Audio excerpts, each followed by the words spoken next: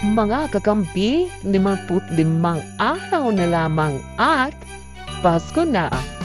At dyan po nagtatapos ang Thursday edition ng Smile Pilipinas. Ako po, si Stella Jimenez. At tabayanan niyo pa rin ang pagpapatuloy ng special coverage ng Undas 2024 dito pa rin sa MNN. At sana'y nabusog namin kayo sa mga balita, impormasyon at napapanahong talakayan. Ako po si Sexto Tio. Be happy, be positive, and stay kind. Sana naman po ay nag-enjoy kayo sa aming mga chikahan at mga pakulo. Ako po si Leilani Lem Huxley. Abi, walang absent bukas ha.